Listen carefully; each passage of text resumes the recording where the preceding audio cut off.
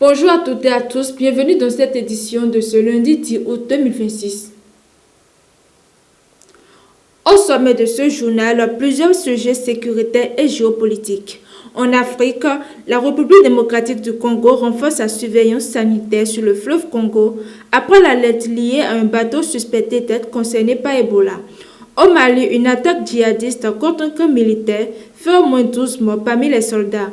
Aux États-Unis, les inquiétudes grandissent autour des réserves de munitions de l'armée après plusieurs mois de guerre contre l'Iran.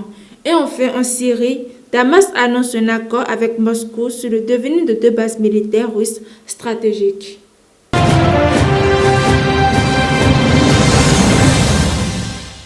Commençons ce journal en République démocratique du Congo. Le bateau immobilisé cette semaine à environ 65 km de Kinshasa en raison d'une suspicion d'Ebola a finalement été libéré.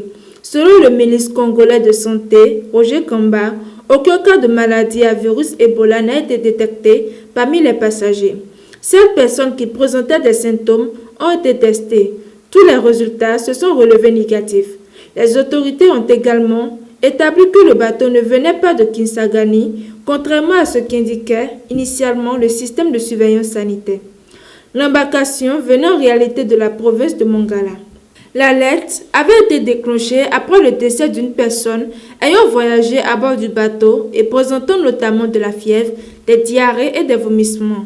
Aucun prélèvement n'avait cependant été effectué avant son décès, ce qui laisse substituer une incertitude sur la cause de sa mort. Désormais, tous les bateaux descendant vers Kinshasa seront contrôlés à environ 65 km de la capitale.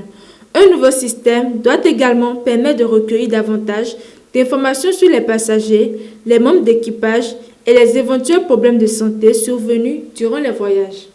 Au Mali, la situation sécuritaire reste préoccupante. Le groupe de soutien à l'islam et aux musulmans, le NIM, a revendiqué une attaque menée dimanche contre le principal camp militaire de l'armée malienne de la localité de San, dans le centre du pays. Les assaillants sont arrivés à moto et à pied. Certains portaient même des uniformes de l'armée réguliers afin de se faire passer pour des alliés.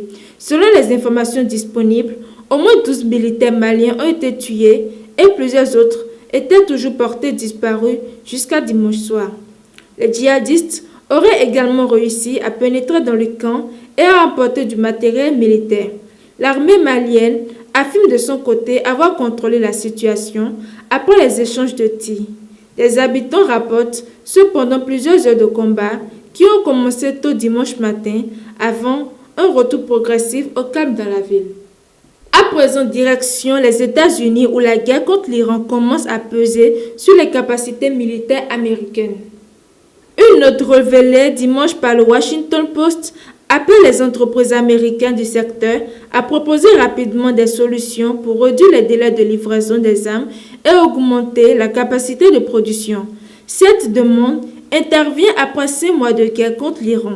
Selon plusieurs rapports, les stocks américains de certaines munitions et notamment de certains missiles seraient désormais à des niveaux préoccupants. Au cours du premier mois du conflit, les États-Unis auraient utilisé plus de 1000 missiles Patriot. Le stock serait donc dépassé d'environ 2200 à seulement 800 unités. Au rythme actuel de production, il faudra près de 2 ans pour revenir au niveau d'avant-guerre. Donald Trump dément publiquement toute pénurie et affirme que l'armée américaine dispose de suffisamment de munitions. Mais selon plusieurs sources citées dans les informations transmises, les inquiétudes concernant les stocks auraient notamment contribué à la décision du président américain de ne pas lancer de nouvelles frappes massives contre l'Iran. Et pour terminer cette édition, direction le Moyen-Orient avec un nouvel accord entre la Syrie et la Russie qui pourrait modifier la présence militaire de Moscou dans le pays. La Syrie et la Russie sont parvenus à un accord sur l'avenir de 2 bases stratégiques russes installées sur la côte méditerranéenne. L'accord, annoncé dimanche par la diplomatie syrienne après 1 an et demi de négociations, concerne notamment l'aéroport de Tartus.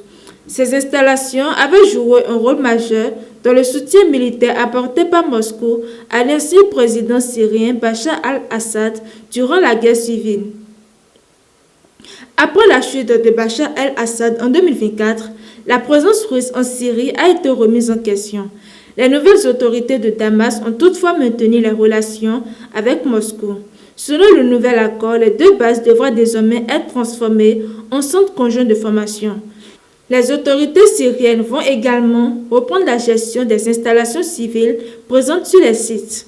Le processus doit être finalisé dans un délai de 3 mois. Cet accord marque donc une nouvelle étape dans les relations entre Damas et Moscou, alors que la Russie cherche à préserver son influence dans la région malgré la chute de son ancien allié. C'est la fin de cette édition. Merci de nous avoir suivis et à très bientôt pour une nouvelle édition.